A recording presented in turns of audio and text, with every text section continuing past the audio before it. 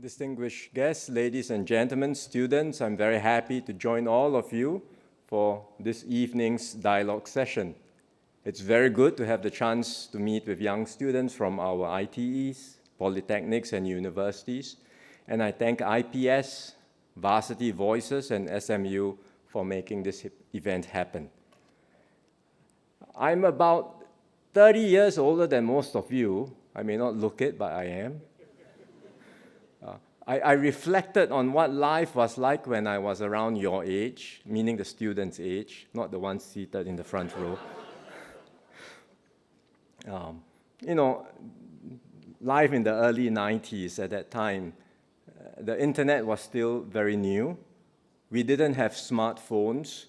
We certainly didn't have social media. It was a different world. China's economic rise was only beginning to take shape at that time. The Berlin Wall had just fallen, the Soviet Union had dissolved, America had emerged as the sole superpower of the world. And thereafter, we enjoyed peace and stability, especially in the Asia-Pacific. We saw the flourishing of globalization and trade. Singapore was also very different at that time. I know sometimes there is a tendency to romanticize the past. We think that the good old days are always better. You probably hear it a lot from your parents. But things weren't always so rosy back then either. At that time in Singapore, our public transport system, for example, wasn't as connected as it is now. We only had two MRT lines, the East-West and the North-South line, what we now call the green and red lines. And you look at our MRT map, it's so interconnected now. There wasn't so much to do for recreation back then. In fact, Singapore was called a cultural desert by critics. And there's something to be said about the criticism because, all I can remember about going out with friends was to Orchard Road to watch a movie, pretty much that. And our arts and cultural offerings were very limited. We didn't have the Esplanade. We didn't have Marina Bay. We didn't have Gardens by the Bay. We didn't have the Sports Hub. We had none of these things. So much has changed in the last 30 years. There have been ups and downs along the way, but on the whole, our lives have gotten better in Singapore. Our living environment has improved significantly. We have beautiful HDB estates. We have more green spaces and park connectors. We have a much more connected and convenient public transport system. Our economy is stronger, it's more diversified, and there are many more opportunities, including more good-paying jobs for Singaporeans. And life in Singapore has become more vibrant. We now have more recreational options, as well as sports, arts, and music events. Put another way, in my cohort, those of us born in the early 70s, about 55% of us went on to post-secondary education. Nowadays, almost everyone in the cohort has the chance to pursue their post-secondary education, be it at university, polytechnic, or ITE. A young university graduate at that time, so someone like me in the early 90s, would have started out earning around $3,000 or less.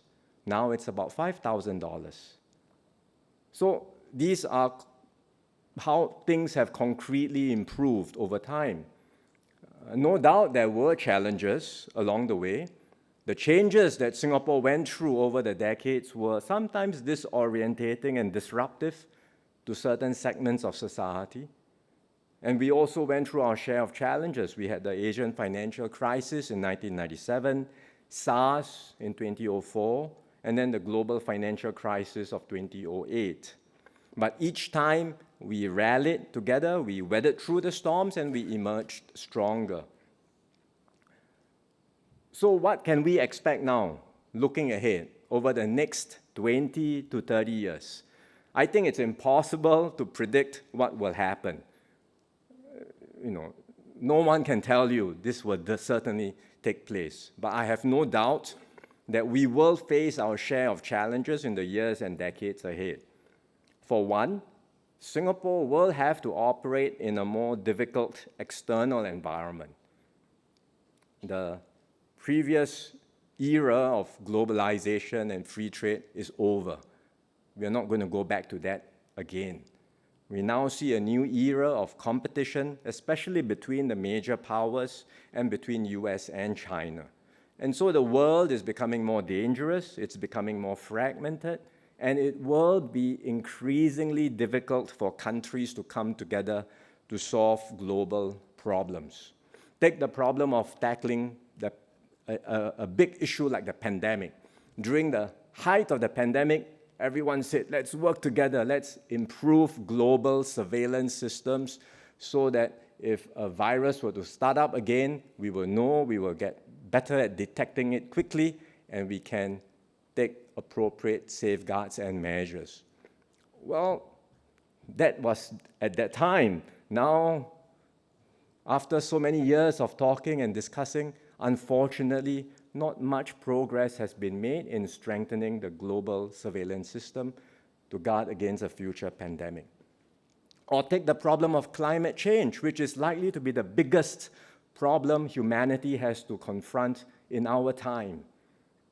People talk about wanting to cut back emissions. Countries make all sorts of commitments, but unfortunately, we do see a backsliding in many of these commitments around the world, particularly from the large emitters, which means year by year, emissions continuing to rise, global temperatures continuing to rise, and we are all headed towards a climate disaster.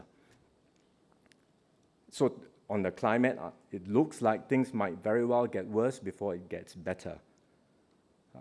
Or take another challenge, which is that of rapid technological advancements. I think we are on the cusp of yet another major wave of technological advancements and breakthroughs. When I was your age, the big thing was the internet. That had just come into being, the World Wide Web. It was a novelty. But that novelty that started in the early 90s led to huge breakthroughs and transformations across businesses. No one could have predicted in the early 90s what the internet could be used for. But in the end, it led to e-commerce, it led to business transformation, it led to social media platforms, it's now creating the Internet of Things. So many transformations. Today, what is new? AI. We are seeing the dawn of AI, which I'm sure in the next 20 to 30 years will have an even bigger impact compared to the internet during my time. For now, everything we hear about AI is large language models, LLMs, ChatGPT. But the potential use cases for AI goes well beyond ChatGPT. It will change how we innovate, how we work, how we learn and teach, how we collaborate and interact with one another. It will change everything for everyone. And you will experience these changes in your lifetime. So these are big and powerful forces shaping our operating environment. We don't have much control over them. They will happen. And sometimes looking from our perspective in this tiny island, it can be easy to get overwhelmed by these big changes. But I say, never fear. We in Singapore have the ability to adapt and adjust to a new environment and to survive and thrive in this dangerous world. In fact, this is what we have been doing this last 60 years as a nation, and we can continue to do so going forward. So what are some of our strategies to take Singapore forward in this new phase? Let me share some of my thoughts. First, we are taking active steps to refresh our social compact and to strengthen our sense of solidarity and unity as a country. And that's why we embarked on the Forward Singapore exercise. What does this mean to have a refreshed social compact? For one, the government will do more to provide assurances for Singaporeans across every life stage, which means we want Singaporeans to feel assured that they can look forward to affordable and quality homes, good healthcare system, and an education system that nurtures diverse talents, amongst others. We will have stronger safety nets to help Singaporeans bounce back from setbacks. And we want to have in place a system where no one feels that they have to fend for themselves in an uncertain world. Instead, we can all reaffirm our commitment to one another and that we will always have each other's backs. So the government will do more to achieve this, but this work cannot be done by the government alone, because individuals must also take responsibility for themselves and their families. To illustrate, the government can do more on healthcare. In fact, we are doing more. We want to spend more on preventive health, which is something called Healthier SG. Give people the power and the ability to take better care of their own health through active lifestyle, diets, and so on. But Singaporeans must do your part too, to stay active and to maintain healthy lifestyles. We can't do that for you. We can promote, we can invest in preventive care, we can make screenings cheaper, but you have to do your part as well. Or another example, the government can spend more on skills upgrading and development, and we will. We will make courses cheaper, we will make courses more effective, more easy to access, but Singaporeans must also step forward to go for training and to continually pick up and improve your skills. Or another example, the government will want to do more to uplift the wages of lower income workers. We want to see them improving their well-being. We want to see them earning more in their own right. But guess what? Higher pay for workers means costs must also go up. So all of us as Singaporeans must also be prepared to pay more for the services delivered by our fellow citizens and respect them for the essential work that they do. And so that's why we call this a social compact. It's about the roles all of us in society play and the responsibilities we owe to each other. We want a compact that is fair and inclusive for all segments of society, one which will strengthen social capital and foster trust and enable us to progress together as one people. Second, we will provide more opportunities for all Singaporeans to chart your own paths, to pursue your diverse aspirations and your own definitions of success. And all of you will have access to far more opportunities than my peers and I had when we were your age. Back then, it was quite simple. People just focused on a few key professions as what they deemed to be successful careers. You can be a doctor, you be a lawyer, accountant, teachers, or engineers. These days, there are many more options and career pathways, and that reflects our diversified economy today. For example, we have leading global companies in aerospace, in biotech, or pharmaceuticals. They have all set up shop here, and they offer good jobs for Singaporeans. Or in professional services, there are many opportunities for you to pursue in finance, IT, marketing, and communications, amongst others. Moreover, attitudes and mindsets are shifting. For example, in healthcare, we no longer focus solely on doctors. We also recognize the experience and expertise of many others: nurses, physiotherapists, occupational therapists, radiographers, all who put in their hearts and souls in supporting every patient's recovery. And I see many young people becoming their own bosses because the startup scene has become more vibrant and there's a wider range of venture capitalists based here in Singapore. More and more are embracing less conventional paths, like becoming full-time athletes or even digital content creators. The bottom line is that there are many more opportunities and possibilities for you to explore. And I would encourage you to make full use of them. It's good to have options. Sometimes too much choice can be overwhelming. It was quite simple during my time. My parents would say, if you can study, go as far as you can. If you can't study, find a job. I don't care what the job is, just get to work and bring some money back home. I mean, that was a very simple mindset. Nowadays, you have many more opportunities and you start worrying, am I making the right choice? You start comparing, what is my friend doing? Is he getting something better than me? And then it may lead to a certain paralysis and a certain level of stress and anxiety. Am I on the right path? How do you decide which path to take? I'm not a career coach. I'm sure you have many in your educational institutions that will advise you. You will have, I'm sure, advice and views from parents and other people around you. But my suggestion for all of you is to start from within. Don't compare. Don't ask what my friend is doing. There's no need to. Start from within. We all have our own abilities and strengths. There is no need to compare with others, to squeeze into boxes we were not meant to fit. Instead, follow your own talents and strive to reach your own full potential. And remember that your talents do not exist fully formed. You cannot possibly become an instant expert. Just because you graduate from ITE, Polytechnic, or university doesn't make you knowledgeable about whatever you studied. In fact, learning must continue. And at this stage, you may not even be sure what your strengths are.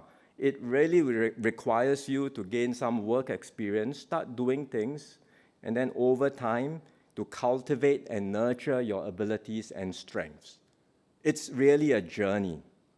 Along the way, you will very likely face some rejections and setbacks. But if you work hard to cultivate your own virtues and excel at what you do, you will see breakthroughs. And this is not just talking in the abstract, because you see real-life examples of this around the world. Look at what happened during COVID. One of my favorite stories during COVID was about this scientist who made a breakthrough in mRNA vaccines. We know all about mRNA now because of COVID. The pioneer of mRNA research is a scientist called Dr. Katalin Kariko. But for 20 years prior to COVID, her research was not recognized. Her funding applications were rejected. In fact, her university demoted her, cut her pay, did not grant her tenure.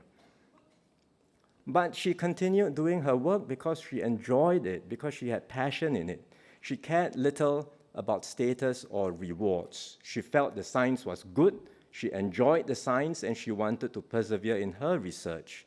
And because of her dedication to her work, she ended up saving countless lives globally, and she is now a Nobel Prize laureate. You may think this is an exception, but this is really what all of us have to go through in life. Behind every success story, there will often be failures. You have to be prepared for dry spells and setbacks in your lives. Sometimes, maybe even many times, it will feel like the work you do is not being appreciated or recognized sufficiently. But it's precisely in those moments that you must focus on doing your work well. You must keep on working hard and maintaining high standards of excellence. And if you do that, you will only learn and get better at what you do. And eventually, your talents will be recognized. Eventually, other doors will open. And you will find new possibilities to flourish and to thrive. So I encourage all of you to embrace this attitude of learning and excelling at whatever you do. Not just when you're in school now, not just after you graduate, but throughout your lives. And the government will do more to support you. And that's why we are investing significantly in Skills Future, in providing you more opportunities to upgrade your skills, to refresh and get better at whatever you are doing. And as you get older, even when you are in your 40s or when you are around my age, in your 50s, you will be able to get a fresh injection of skills, learn something solid, and you might very well have a second wind in your careers. So that's my second point. Third, we must all do our part to contribute to a better society.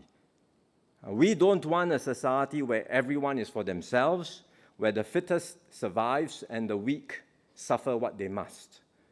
Indeed, all of us don't want that to happen in Singapore. During the Forward Singapore exercise, many told us they want a Singapore that is inclusive, where everyone belongs, and where the benefits are shared with all and not just held by a few.